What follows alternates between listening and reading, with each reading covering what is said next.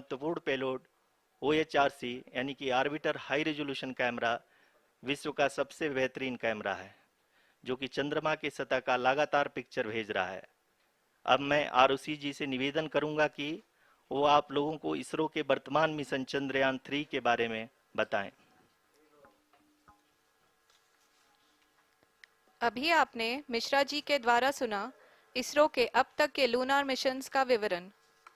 अब चलते हैं towards Chandrayaan 3, the follow-up mission of Chandrayaan 2, which has been designed to accomplish our mission goals. The primary objective of Chandrayaan 3 mission is the demonstration of safe and soft landing on the lunar surface. This demonstration is a critical aspect for ISRO's future interplanetary missions. In addition to this, the mission objectives also include demonstration of roving capability and conduction of in situ scientific experiments on Moon's surface. Carried on the shoulders of India's heaviest rocket LVM-3 on the 14th of July, Chandrayaan-3 was placed in the precise elliptic parking orbit of size 170 by 36,500 kilometers. ISRO, in its mission plan of following the incremental trajectory approach, carried a total of 5 earthbound maneuvers. The fifth apogee-raising maneuver, which took place on the 25th of July, placed the spacecraft in an orbit of 250 by 1,27,000 kilometers. At the early hours of 1st August, the translunar injection was carried out, after which the composite module began the final leg of its long journey of nearly 3,84,000 kilometers for its rendezvous with the Moon. The TLI was a key step in the mission, enabling the spacecraft to escape Earth's gravitational pull and travel to the Moon. An orbit of 288 by 3,69,328 kilometers was achieved at the end of the translunar injection. जी हाँ, translunar injection किसी भी interplanetary mission के लिए बहुत ही आवश्यक परंतु कठिन operation होता है। इस सफल मैन्यूवर के बाद चंद्रयान 3 पृथ्वी से दूर निकलकर चंद्रमा के प्रभाव क्षेत्र में एक हाइपरबोलिक ट्रेजेक्ट्री के द्वारा पहुंचाया गया। पुनः 5 अगस्त 2023 को लूनर ऑर्बिट इंसर्शन के द्वारा चंद्रयान 3 को 160 किलोमीटर के पेरिलून और 18,000 किलोमीटर के अपोलून के साथ चंद्रमा के इलिप्टिकल ऑर्बिट में स्थापित कर दिया गया। TLI के तरह LOI भी एक बहुत जटिल ऑपरेशन होता है। इसमें हमें यह ध्यान देना आवश्यक होता है कि उपग्रह के वेगमान को एक निश्चित बिंदु से घटाया जा सके, अन्यथा उपग्रह चंद्रमा के प्रभाव क्षेत्र से बाहर निकल जाएगा। LOI के सफलतापूर्वक परिचालन के बाद चंद्रयान 3 की कक्षा को 4 बार और परिवर्तित किया गया। इस दौरान चंद्रमा की अधिकतम ऊंचाई को घटाकर 160 किलोमीटर कर दिया गया। इस पूरी प्रक्रिया में प्रपल्सन मॉड्यूल का लगभग 755 किलोग्राम ईंधन का उपयोग हुआ और चंद्रयान 3 के वेगमान को लगभग 850 मीटर प्रति सेकंड कम कर दिया गया। लैंडर मॉड्यूल को लगभग 150 किलोमीटर के सर्कुलर ऑर्बिट में स्थापित करने के बाद 17 अगस्त 2023 को प्रपल्सन मॉड्यूल से अलग कर दिया गया। पुनः लैंडर मॉडल के ऑर्बिट को 2 डीबूस्ट मैन्यूवर्स के द्वारा 150 किलोमीटर के सर्कुलर ऑर्बिट से घटाकर 25 गुणे 130 किलोमीटर के एलिप्टिकल ऑर्बिट में स्थापित कर दिया गया। इस दौरान यह भी सुनिश्चित कर दिया गया कि 800 न्यूटन के चारों थ्रोटेबल थ्रस्टर्स पावर डिसेंट के समय किसी भी चुनौती का सामना कर सकें। लैंडर मॉड्यूल इस ऑर्बिट में 4 दिन तक चंद्रमा की परिक्रमा करता रहा ताकि इसके सभी सब सिस्टम को पावर डिसेंट से पहले कार्यात्मक रूप से वेरीफाई और वैलिडेट किया जा सके। इस दौरान चंद्रयान 2 और लैंडर मॉड्यूल की आपस में बातचीत भी हो चुकी है। और संक्षेप में अब तक की यात्रा की बात करें तो लैंडर मॉड्यूल अब तक 21 बार पृथ्वी के और लगभग 120 बार चंद्रमा का चक्कर लगा चुका है और इस पूरी यात्रा में लगभग 55 लाख किलोमीटर की यात्रा भी पूरी कर चुका है। अब तक के इस पूरे अभियान में यह भी सुनिश्चित किया गया कि सारे ऑर्बिट मैन्यूवर्स इस प्रकार किए जाएं कि लैंडिंग साइट पावर डिसेंट की शुरुआत से ही लैंडर के ऑर्बिटल प्लेन में बना रहे।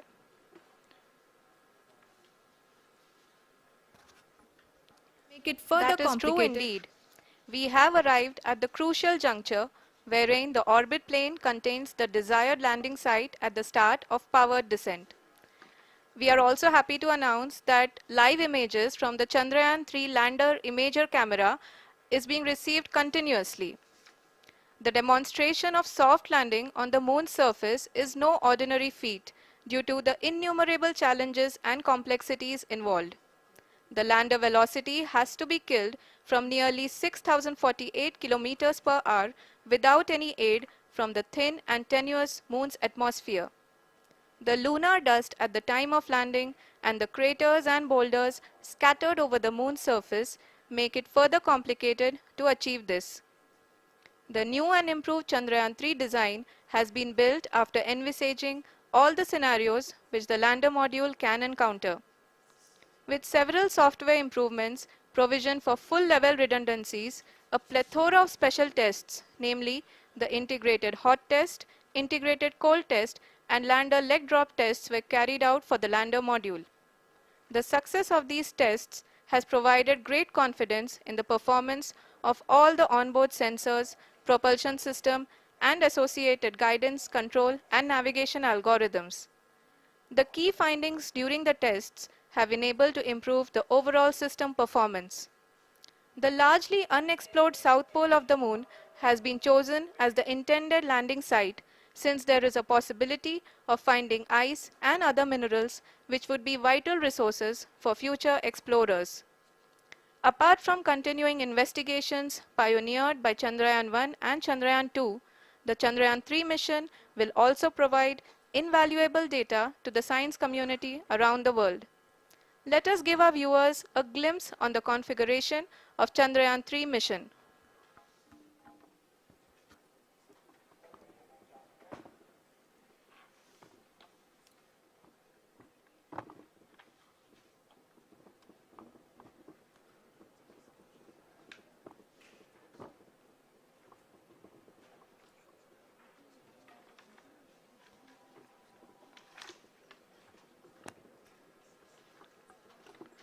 चंद्रयान 3 का मिशन प्लान लगभग चंद्रयान 2 की तरह ही बनाया गया है। यहाँ यह भी सुनिश्चित किया गया है कि चंद्रयान 3 को रॉकेट से अलग होने से लेकर के चंद्रमा के निकटतम कक्षा में स्थापित होने तक सारी गतिविधियां चंद्रयान 2 के तरह ही हों। और अब हम यह कह सकते हैं कि यह प्लान पूरी तरह से 100% सफल रहा। हालांकि लैंडर मॉड्यूल के सेंसर्स और प्रोपल्शन सिस्टम को इस तरह से मजबूत किया गया है कि लैंडर पावर डिसेंट के समय किसी भी आपदा से बाहर आकर के मिशन के मुख्य उद्देश्य को पूरा कर सके। इस क्रम में लैंडर के मुख्य सेंसर्स कारा, लासा, एलएचबीसी, एलडीवी और एलएचडैक का कार्यात्मक परीक्षण भी किया जा चुका है।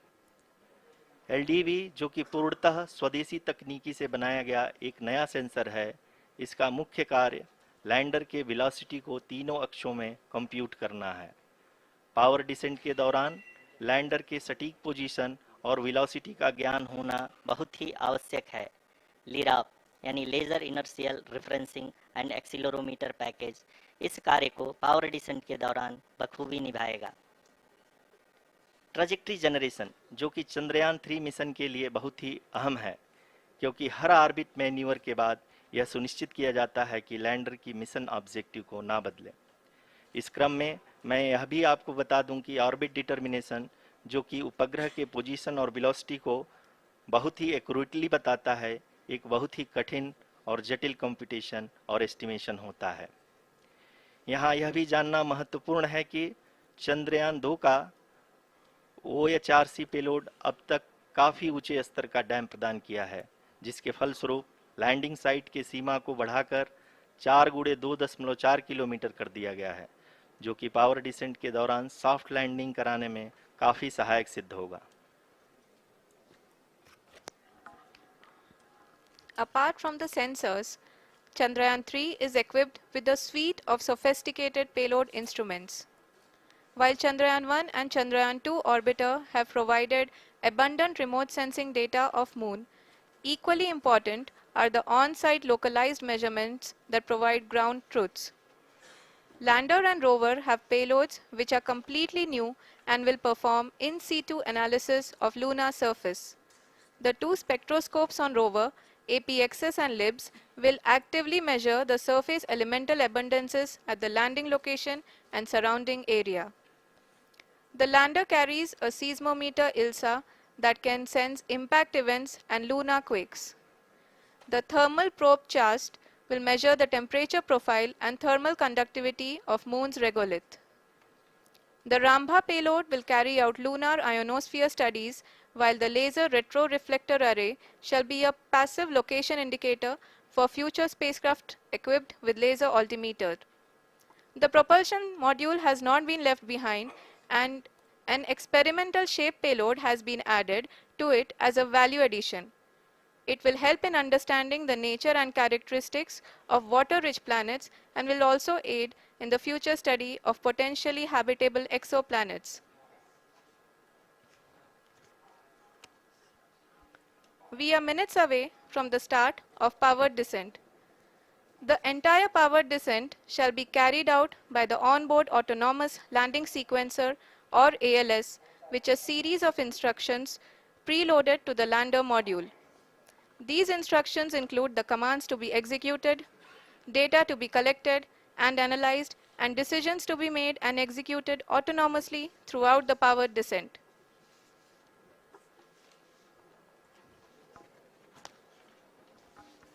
जी हाँ, अब हम पावर डिसेंट के बहुत ही करीब आ चुके हैं। हम आपको बताते चलें कि पावर डिसेंट को कुल 4 चरणों में बांटा गया है। सबसे पहले आता है रफ ब्रेकिंग फेज, जिसमें लैंडर की ऊंचाई को चंद्रमा की सतह से 30 किलोमीटर से घटाकर 7.4 किलोमीटर कर दिया जाएगा। इस पूरी प्रक्रिया को पूरा करने में लगभग 11.5 मिनट लगेगा और इसका समानांतर वेग 1680 मीटर प्रति सेकंड से घटाकर 358 मीटर प्रति सेकंड हो जाएगा। We have continuous flow of lander telemetry data from ISRO's Deep Space Network IDSN-32 located in Belalu, Bengaluru. The data is being acquired real-time by station and is flown to the Mission Operation Complex through our communication links. In addition to it, we also have support from ESA and JPL DSN stations. There will be no ground intervention once the ALS takes charge. The preparation for today's event had started 48 hours before, wherein various pre-selections and uplinking of parameters for the autonomous landing sequence were carried out. The whole descent is divided into 4 phases: the rough braking phase, the attitude hold phase, fine braking phase, and the local navigation phase or the terminal descent phase.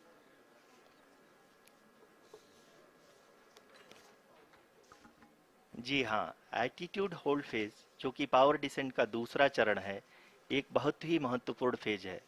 इस 10 second के small duration के दौरान lander के 2 महत्वपूर्ण sensor कारा और Lasa lander की ऊंचाई की गणना करेंगे। इस फेज के पूरा होते ही लैंडर चंद्रमा के सतह से कुल 6.8 किलोमीटर की ऊंचाई पर होगा। During the rough braking phase, the lander velocity shall be brought down from 1680 meters per second to 358 meters per second. The altitude will be brought down from 30 kilometers to 7.4 kilometers at the end of rough braking.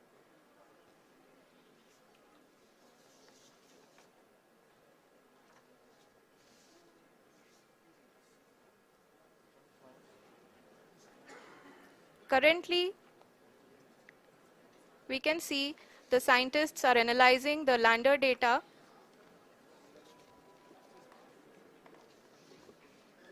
जी हाँ, हम ये देख सकते हैं कि mission operation complex रूप में बैठे सभी वैज्ञानिक ये जो भी डेटा देख रहे हैं वो डीप स्पेस नेटवर्क IDSN 32 के द्वारा प्रोवाइड किया जा रहा है। और अगर हम अब बात करें पावर डिसेंट के तीसरे चरण का, जो कि फाइन ब्रेकिंग फेज होगा, जिसमें लैंडर लैंडिंग साइट से जस्ट 800 मीटर की ऊंचाई पर वर्टिकली होगा। इस चरण को पूरा होने में लगभग 3 मिनट लगेंगे और इस चरण के पूरा होते ही लैंडर की वेलोसिटी लगभग 0 हो जाएगी। The scientists here at ISTRAC are glued to their systems, analyzing all sorts of complex data.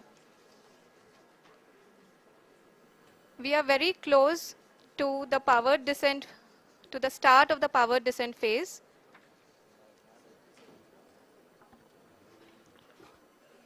जी हाँ, अगर अगर अगर हम अब बात करें पावर डिसेंट के चौथे और अंतिम चरण का, जो कि लोकल नेविगेशन फेज या टर्मिनल डिसेंट फेज भी कहा जाता है, इस दौरान लैंडर के दो इंजन बंद कर दिए जाएंगे और लैंडर के सेंसरों द्वारा इसके हाइट और वेलोसिटी की गणना इनर्शियल नेविगेशन को भेज दिया जाएगा। इस दौरान लैंडर 150 मीटर की ऊंचाई को प्राप्त करने के बाद कुल 131 सेकंड लगाएगा। इस पड़ाव पे आने के बाद पुनः लैंडर 22 सेकंड के लिए हॉवरिंग करेगा।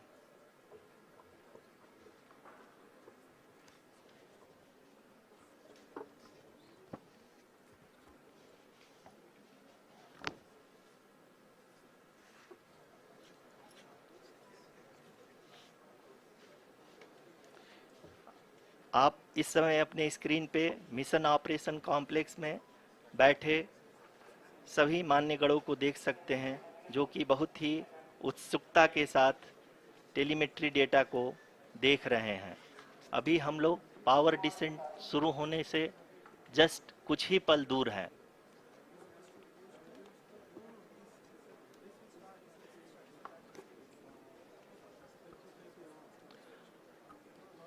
पावर डिसेंट शुरू होने में लगभग 30 सेकंड ही बचा है और हमको ये सारे data mission operation complex room में आईडीएसएन 32 के द्वारा, जो कि लगातार लैंडर के कनेक्शन में बना हुआ है, प्रदान कर रहा है। Dear viewers, the pivotal power descent has begun and the lander module is propelling towards the moon's surface along the intended trajectory.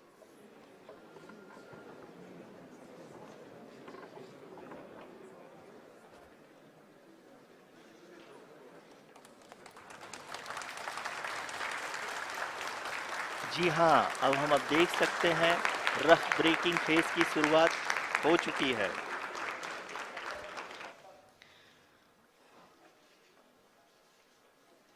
During this rough braking phase, the lander velocity shall be brought down from 1680 meters per second to 358 meters per second. The altitude will be brought down from 30 kilometers to 7.4 kilometers at the end of rough braking. All this in the duration of 690 seconds or 11.5 minutes. Currently, the Laser Inertial Reference and Accelerometer package (LIRAP) is aiding in the navigation. जी हाँ, अभी आप अपनी screen पे देख सकते हैं कि lander अब तक कुल 191 किलोमीटर हॉरिजेंटल दिशा में चल चुका है और अभी तक इसकी वेलोसिटी लगभग 31 किलोमीटर बनी हुई है।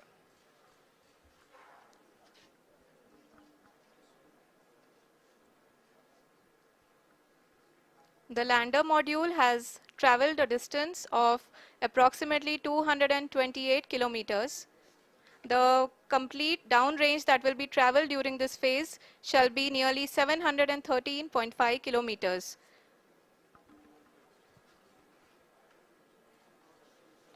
जी हाँ, कुल 745 किलोमीटर के इस रफ ब्रेकिंग फेज में आप देख सकते हैं कि हम लोग लगभग अपनी यात्रा 20% कंप्लीट कर चुके हैं।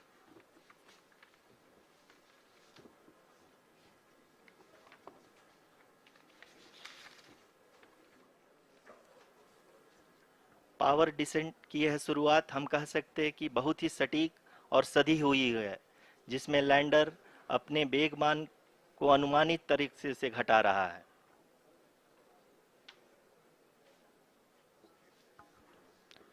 The altitude of the lander module will reduce from 7.4 kilometers to 6.8 kilometers. During the next phase, which is going to be the attitude hold phase. We can currently see that the altitude of the lander module is nearly 31 kilometers. Arushi, अभी हम इस ground race को देखते हुए कह सकते हैं कि रफ ब्रेकिंग फेज की शुरुआत बहुत ही अच्छे तरीके से हुई है। आप ये देख सकती हैं कि जो भी प्रोजेक्टेड ग्राउंड रेस है उसी पे अपना लैंडर मॉड्यूल आगे चलते हुए बढ़ रहा है। अभी तक ये देखा जा सकता है कि लैंडर मॉड्यूल लगभग 370 किलोमीटर क्षैतिज दिशा में चल चुका है। The mission operations team is analyzing the data. We can all see the seriousness and the concentration with which each and every parameter of the lander module is being analyzed. The performance so far seems to be nominal. जी आरुषि, चूंकि ALS activate किया जा चुका है इसलिए ground से कोई commanding नहीं की जा रही है। इस दौरान आपके स्क्रीन पे सारे डेटा इसरो के डीप स्पेस नेटवर्क से रियल टाइम में आ रहे हैं। इस मिशन में सेकेंड और थर्ड ऑर्डर गाइडेंस पॉलिनोमियल का प्रयोग हुआ है जो कि इनर्शियल थ्रस्ट और एंगल के हमेशा सुनिश्चित करेगा। During the entire descent, there is no ground intervention as the ALS has taken charge.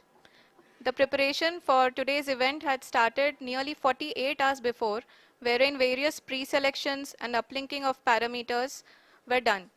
We can see that the vertical velocity of the lander module has been brought down. It is continuously coming down. And the ALS had already been initiated 1 hour before the scheduled time of the power descent start. Following this, the throttleable engine electronics module, the TECM, was switched on and lander was oriented to the favorable attitude. जी हाँ, आप अपनी screen पे देख सकते हैं कि lander module जिसकी शुरुआत में वेलोसिटी 1680 मीटर पर सेकंड थी, लगभग 1150 मीटर पर सेकंड हो चुकी है, जो कि एक बहुत ही मैजेस्टिक शुरुआत कही जा सकती है इस रफ ब्रेकिंग फेज के लिए।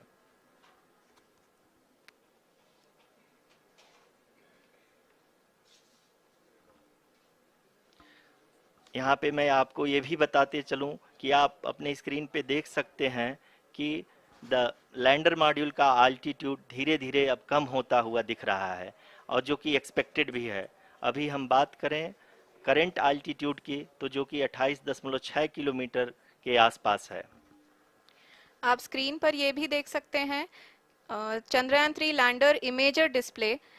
The lander imager is continuously taking photographs of the moon surface, and that is also being streamed here. Currently the horizontal velocity has been brought down and the distance traveled is 574 kilometers.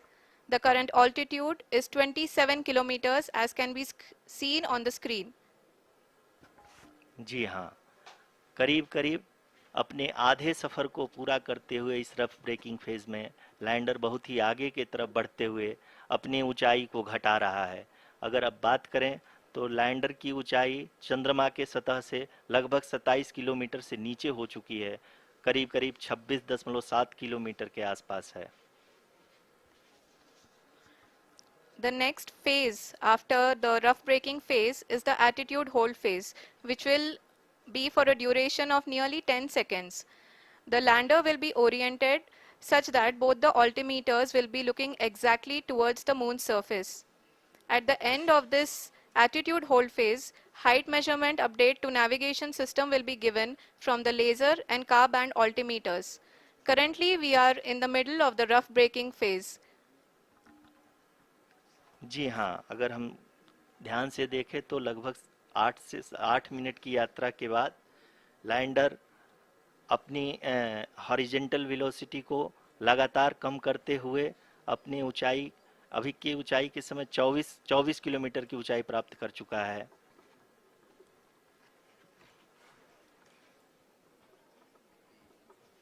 अब तक के आंकड़े को देखते हुए हम कह सकते हैं कि लैंडिंग पूरी तरह से नॉमिनल है।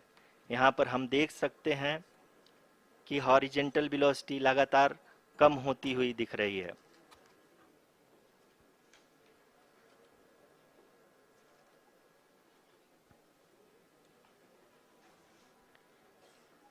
The altitude of lander from ground is currently 22 kilometer, which is again going to be coming down, and that is expected. For the viewers who have joined now, we are in the powered descent phase, and we are in the rough braking phase, which is the first phase of the powered descent. We have currently traveled a downrange of 697 kilometers, and the downrange that has to be traveled during this phase is 713.5 kilometers. जी हाँ, अभी आप देख सकते हैं कि lander की horizontal velocity लगभग 720 metre प्रति सेकंड हो गई है। लगभग हम ये कह सकते हैं कि 900 मीटर प्रति सेकंड वेलोसिटी को कम किया जा चुका है।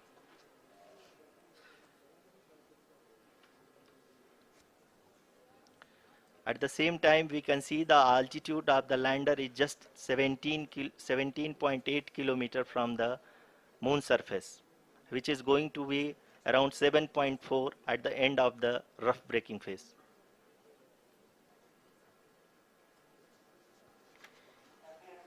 इस फेज के बाद हम जाएंगे towards the attitude hold phase,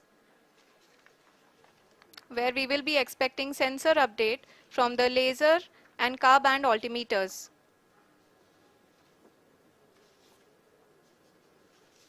We can see the visualization of the lander module moving towards the moon's surface. The current altitude is nearly 15.2 kilometers, and the distance traveled is 754 kilometers.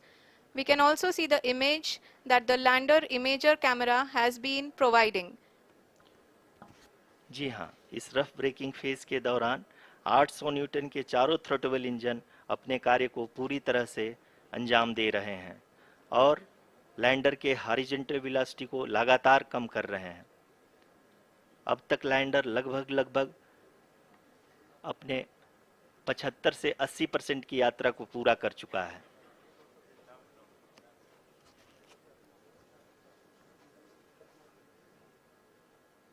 After the rough braking and the attitude hold phase, we shall be having the fine braking phase, which will continue for nearly 3 minutes. The whole phase is being driven by the autonomous landing sequencer, and there is no intervention from ground. जी हाँ आरुषि, अभी आप अपनी screen पे देख सकती हैं कि जो करंट आल्टीट्यूड है चंद्रमा के सतह से लगभग 10 किलोमीटर के आसपास है। जी हाँ, हम अपने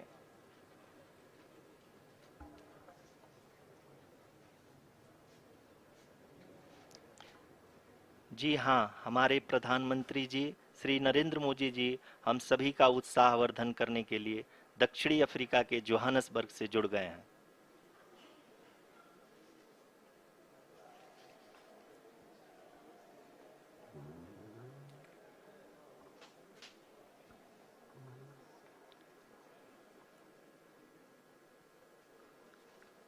Yes, we are privileged to have with us Honorable Prime Minister of India, Shri Narendra Modi ji, who has joined us from South Africa's Johannesburg to encourage us.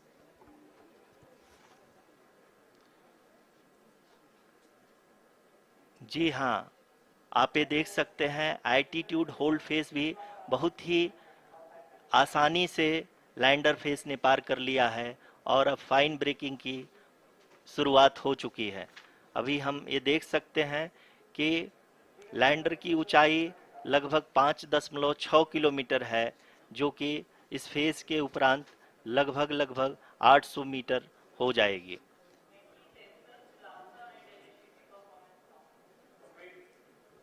We can hear from the mission operations team that the sensors are performing nominally, and we are currently in the midst of the fine braking phase, which is going to continue for 3 minutes, and the altitude is going to be reduced to nearly 800 meters at the end of this phase. जी हाँ, जैसा कि आरुषि जी ने बताया कि लगभग 3 minute के उपरांत lander की हाइट लगभग 800 मीटर वर्टिकली होगी और यहाँ पे लैंडर की horizontal velocity, vertical velocity, even down range भी लगभग लगभग शून्य होगा। We can see the visual of the lander module, and we can see that the downrange traveled is nearly 831 kilometers.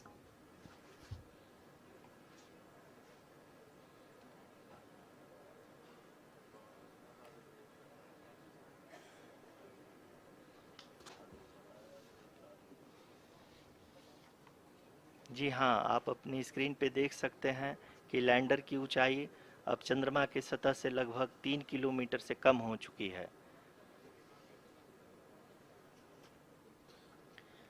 We are very close to the moon's surface, nearly 2.6 kilometers, as we can see.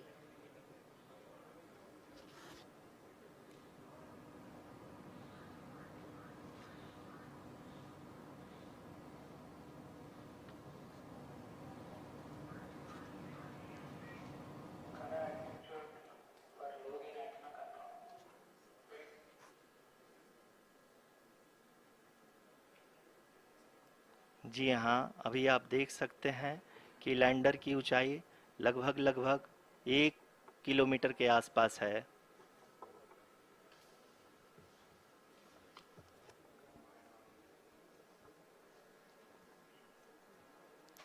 We are nearing the final phase of the power descent, which is going to be the vertical descent phase or the local navigation phase. जी हाँ, अब हम fine breaking waves के एकदम करीब आ चुके हैं। हाँ, आप तालियों के गड़गड़ाहट से सुन सकते हैं कि हम लोगों ने तीसरे चरण को भी बहुत ही सफलतापूर्वक हासिल कर लिया है और अभी हम वर्टिकल डिसेंट फेज में आ चुके हैं, जिसकी शुरुआत भी बहुत ही अच्छे ढंग से हो चुकी है।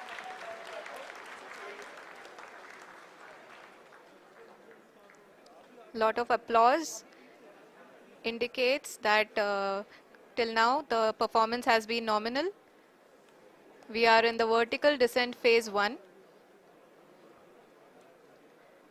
The altitude is being brought down from 800 meters, and we are nearing and approaching the lunar surface.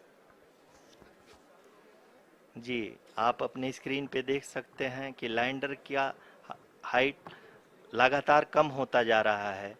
इस समय हम लैंडिंग साइट के जस्ट ऊपर हैं और इस समय इसकी ऊंचाई लगभग लगभग 600 मीटर के आसपास है। इस फेज के दौरान लगभग 150 मीटर के ऊंचाई पे पहुंचने के बाद लैंडर अगेन लगभग 20 से 22 सेकंड के लिए हॉवरिंग करेगा। We are above the landing site. The horizontal as well as the vertical velocity is now being constantly reduced, and the lander module has begun its descent towards the landing site.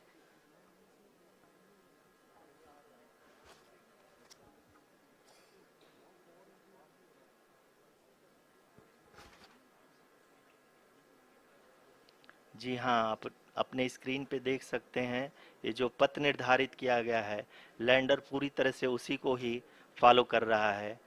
इस समय हम लगभग 200 metre की height से भी कम आ चुके हैं।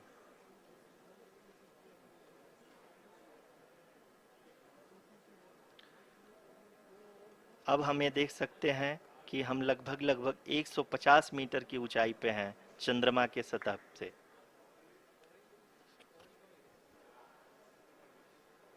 We are approaching the vertical descent phase 2, which will have the lander module hovering at nearly 150 meters above ji the हाँ। lunar surface. जी हाँ, आप इस तालियों के गड़गड़ाहट को सुन सकते हैं, जो कि सेकंड हैवरिक फेज के कंप्लीट होने के बाद इन सारे वैज्ञानिकों के द्वारा की जा रही है।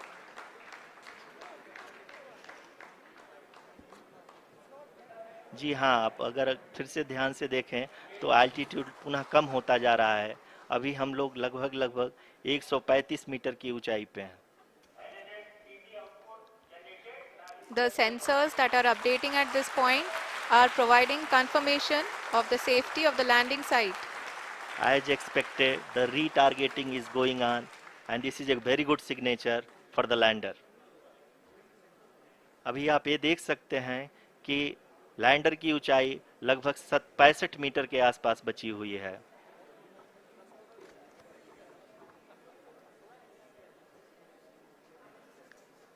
Currently, only 2 engines are now being fired, and we are nearly at zero velocity, vertical and horizontal. We were hovering, and now we are approaching the moon's surface. धीरे धीरे लैंडर की वेगमान को कम किया जा रहा है और हम अब लगभग 50 मीटर से भी कम आ चुके हैं. We can see the Honorable Prime Minister, Shri Narendra Modi ji, who is here to encourage us, and he is critically looking at the visuals.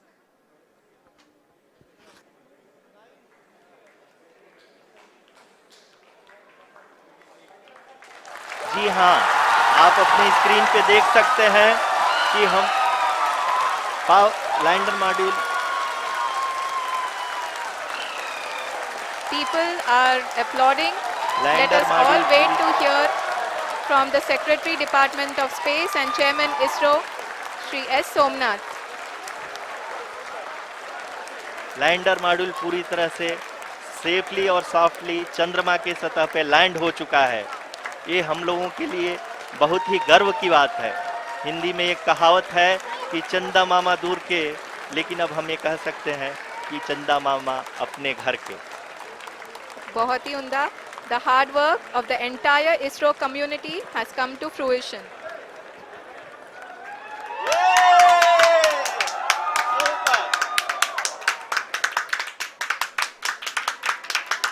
आदरणीय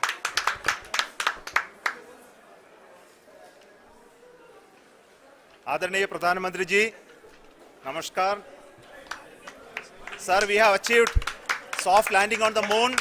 India is on the moon. Sir,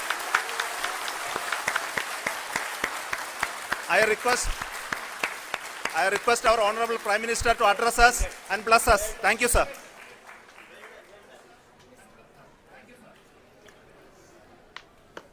मेरे प्यारे परिवारजनों,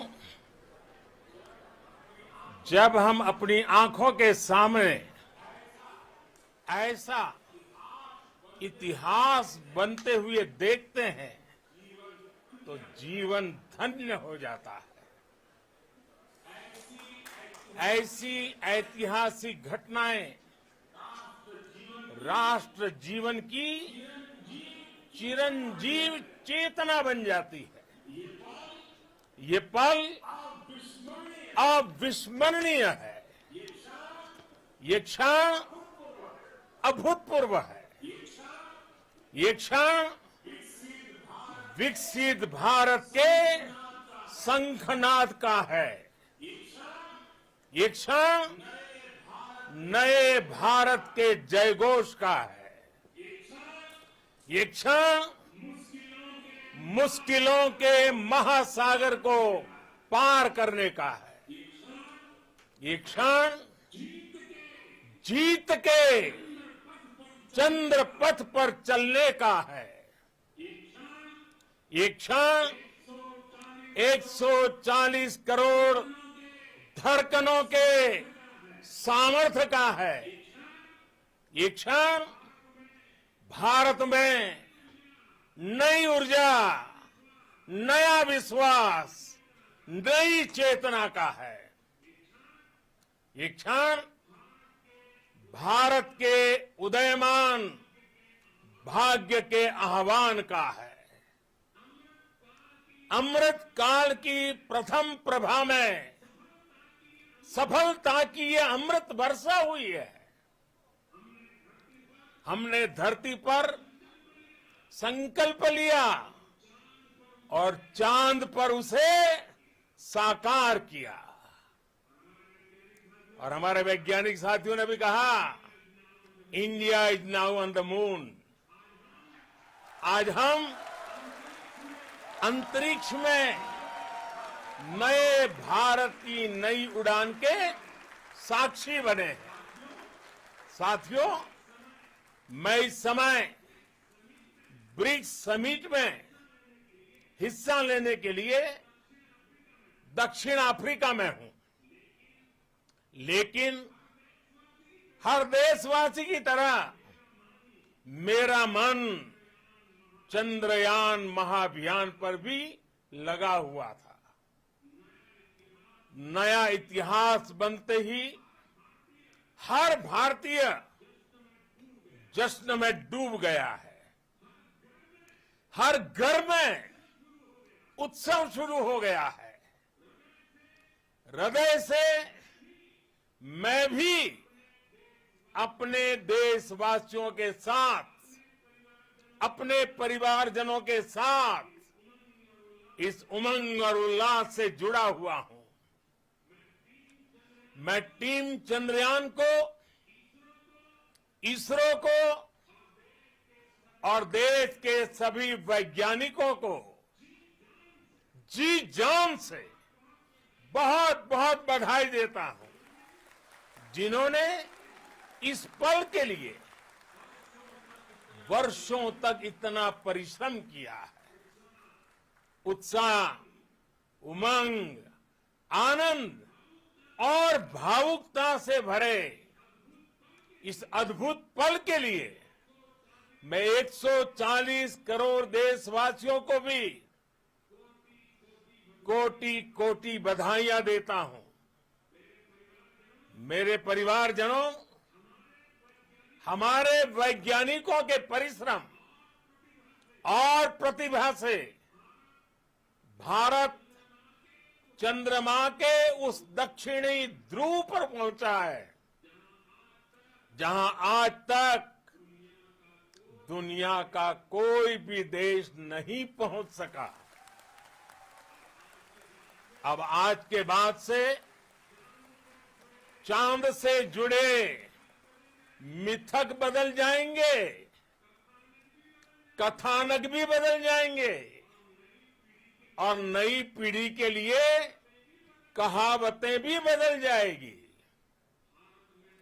भारत में तो हम सभी लोग धरती को मां कहते हैं और चांद को मामा बुलाते हैं। कभी कहा जाता था, चंदा मामा बहुत दूर के हैं। चंदा मामा बहुत दूर के हैं।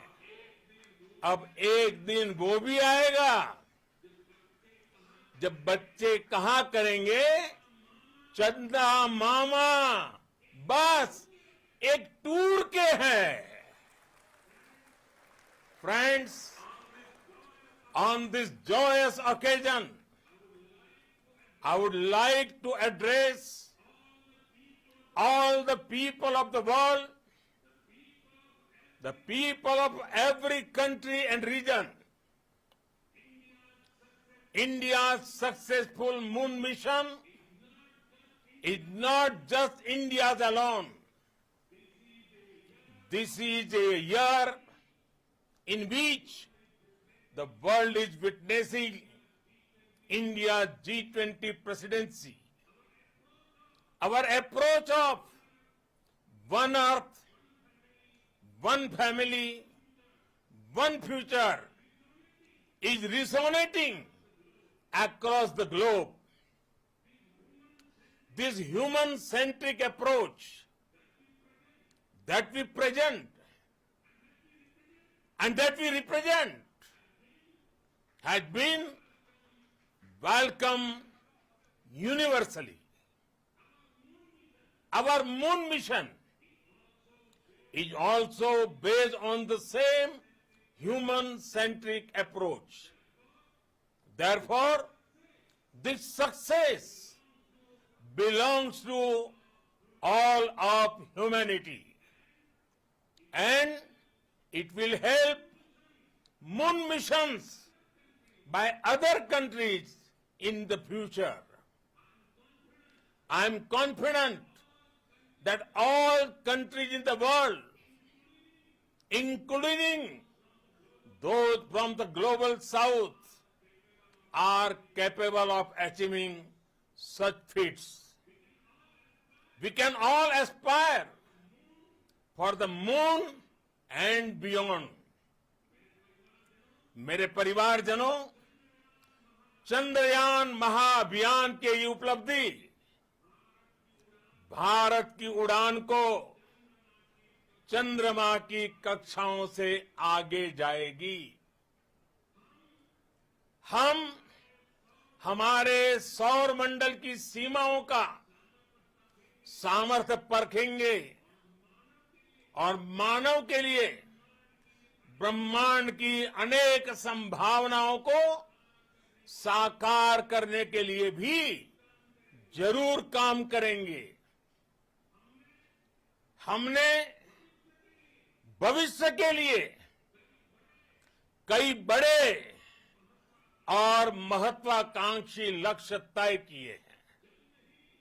जल्द ही सूर्य के विस्तृत अध्ययन के लिए ISRO Aditya L1 mission launch करने जा रहा है।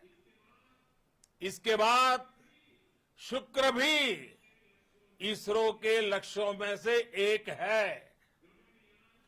गगनयान के जरिए देश अपने पहले ह्यूमन स्पेस फ्लाइट मिशन के लिए भी पूरी तैयारी के साथ जुटा है। भारत बार बार ये साबित कर रहा है कि sky is not the limit. साथियों, साइंस और टेक्नोलॉजी देश के उज्जवल भविष्य का आधार है। इसलिए आज के इस दिन को देश हमेशा हमेशा के लिए याद रखेगा। यह दिन हम सभी को एक उज्जवल भविष्य की ओर बढ़ने के लिए प्रेरित करेगा। ये दिन हमें अपने संकल्पों की सिद्धि का रास्ता दिखाएगा। ये दिन इस बात का प्रतीक है कि हार से सबक लेकर जीत कैसे हासिल की जाती है। एक बार फिर देश के सभी वैज्ञानिकों को बहुत बहुत बधाई और भविष्य के मिशन के लिए ढेरों शुभकामनाएं। बहुत बहुत धन्यवाद।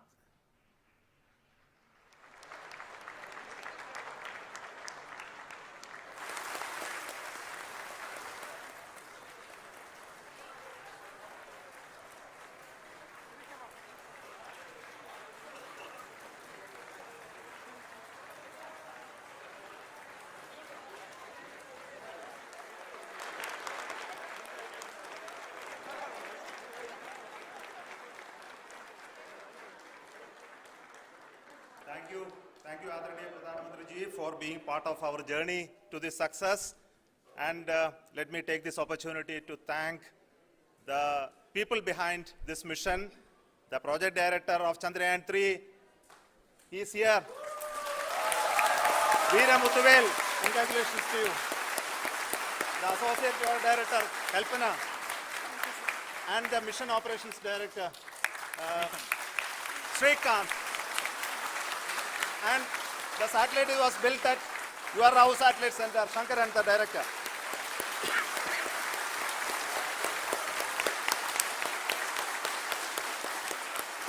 Thank you, sir. Hello.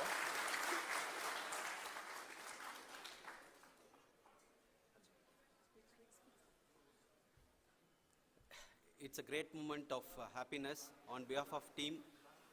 It gives me immense satisfaction on achieving this goal as a project director of this mission.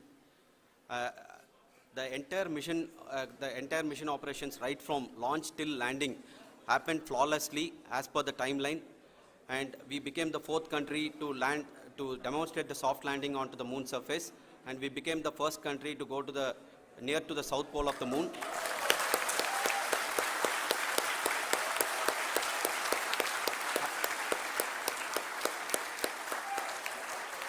I take this opportunity. I take this opportunity to thank navigation, guidance and control team, propulsion team, sensors team and all the mainframe subsystems team who have brought success to this mission. I also take the opportunity to thank the Critical Operations Review Committee for thoroughly reviewing the mission operations right from launch till this date. The target was on spot because of the review process. I also thank the ISRO higher management, right from Chairman ISRO, Director URSC and all the center directors and higher ISRO officials. And finally, my thanks to the Chandrayaan-3 project executives spread across the ISRO centers. Thank you.